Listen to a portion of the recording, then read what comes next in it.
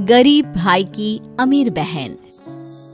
किशोर और पिद्दी दो भाई बहन थे। पिद्दी बहुत खर्चीले स्वभाव की थी। वो जितना कमाती अपने ऐशो आराम में पैसे उड़ा दिया करती। लेकिन किशोर समझदार था, घर को साथ लेकर चलना जानता था। अपनी बहन के जितना कमाता तो नहीं था, लेकिन फिर भी वो किसी तरह घर का खर्च चला लेता था।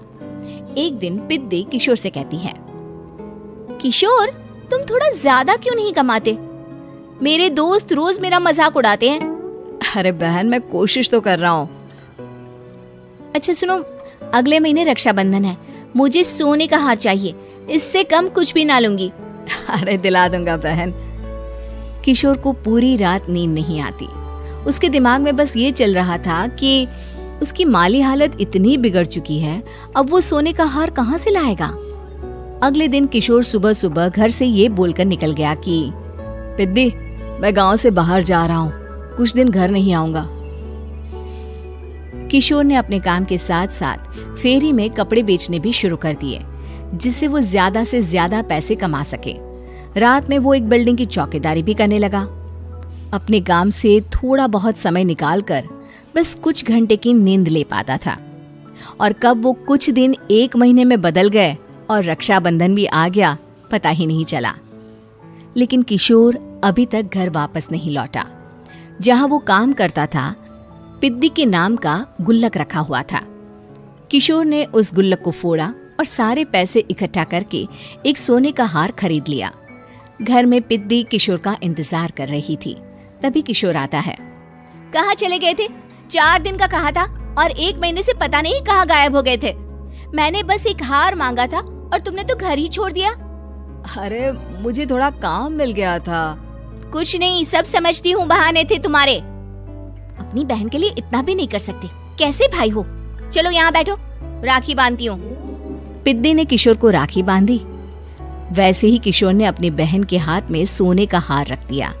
उसकी खुशी का कोई ठिकाना नहीं था। वो मिठाई खिलाए बिना ही नेकलेस लेकर चली गई और शीशे के सामने अपने गले में हार रखकर देखने लगी। किशोर ने लड्डू उठाया और खुद ही खा लिया। ऐसे कई साल गुजर गए। एक दिन पिद्दी की नौकरी छूट गई। अब वो पूरी तरह किशोर पर डिपेंड हो गई थी। आए दिन किशोर को अपने महंगे महंगे शौक गिनाकर उससे पैसे मांगा करती थी।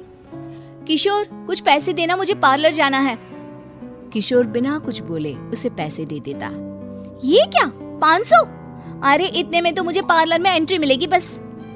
अच्छा, देता हूँ ना ज्यादा। अरे कैसे भाई हो, अपनी बहन के लिए इतना भी नहीं कर सकते।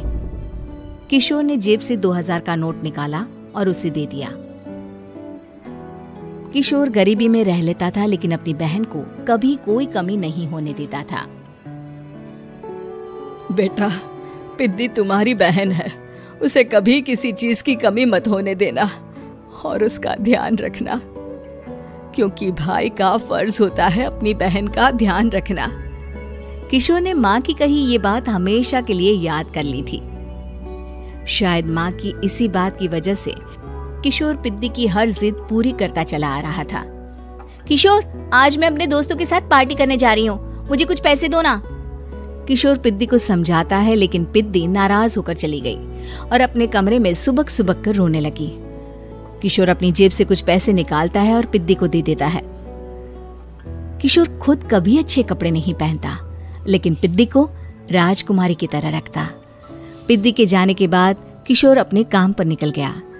एक तरफ पिद्दी अपने दोस्तों के साथ मस्ती कर रही थी, तो वहीं दूसरी तरफ किशोर पैसे कमाने के लिए कड़ी मेहनत कर रहा था। कुछ और दिन ऐसे ही बीत गए। एक दिन पिद्दी एक लड़के को लेकर घर आई और उसे किशोर से मिलवाया। किशोर, मुझे इस लड़के से शादी करनी है, लेकिन इनके मम्मी पापा बोल रहे हैं कि उनको दहेज में एक कार चाहिए, तभी वो मेरा और पंकज का रिश्ता कबूल करेंगे। लेकिन बहन, कार खरीदना कोई सब्जी खरीदने के बराबर तो नहीं है। अरे कैसे भाई हो तुम, अपनी बहन के लिए इतना नहीं कर सकते? देखो, मैं ज्यादा इंतजार नहीं कर सकती, तुम्हें 1 साल में मेरे लिए कार खरीदनी ही होगी। अच्छा पंकज, एक काम करो, कल तुम अपने माता पिता को घर बुला लो, मैं उनसे तुम्हारे और पिद्दी के रिश्ते की बात कर लेता हूँ। अगले दिन किशोर के छोटे से घर में पंकज और उसके माता पिता आते हैं। बेटा, तुम्हारी बहन ने हमारी शर्त तो बता ही दी होगी। जी बेटा, तुम तो इतने छोटे घर में रहते हो, दहेज कहाँ से लाओगे? मैं अपनी बहन की खुशी के लिए सब कुछ कर सकता हूँ। पंकज और पिद्दी का रिश्ता तय हो जाता है। किशोर अब अपनी क्षमता से 4 गुना ज्यादा काम करने लगता है। सुबह सबके घरों में न्यूज़पेपर फेंकता, दिन में मजदूरी करता और रात में चौकीदारी करता।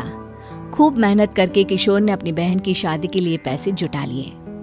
उसने अपनी बहन के लिए कार खरीद ली। जब वो पिद्दी के ससुराल वालों से मिलने गया तो उन्होंने किशोर से और पैसों की मांग की। इस बार किशोर हार चुका था। पिद्दी माफ करना, मैं तुम्हारी शादी उस लड़के से नहीं कर सकता। वो लालची लोग हैं, उन्हें सिर्फ पैसों से मतलब है। देखो किशोर, मैं पंकज से ही शादी करूंगी। क्योंकि पिद्दी ने तो किशोर की बात न मानने की जैसे कसम खा रखी थी। किशोर ने पंकज को घर बुलाया। पंकज, तुम अपने माता पिता को समझाते क्यों नहीं हो?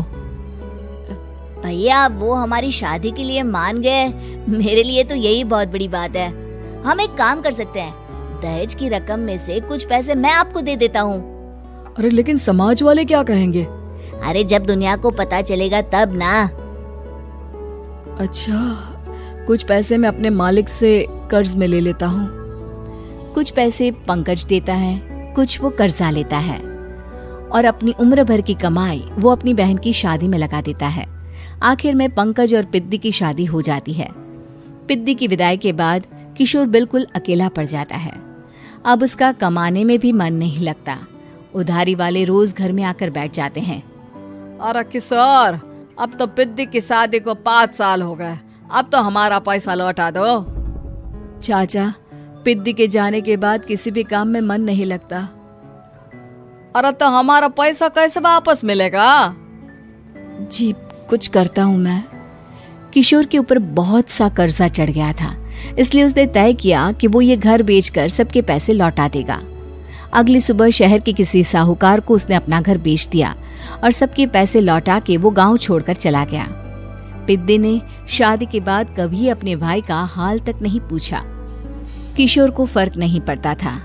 बस ससुराल में उसकी बहन खुश है, ये जानकर उसे खुद की खुशी मिलती थी और ये सोचकर कि उसने माँ से किया हुआ वादा पूरा कर दिया।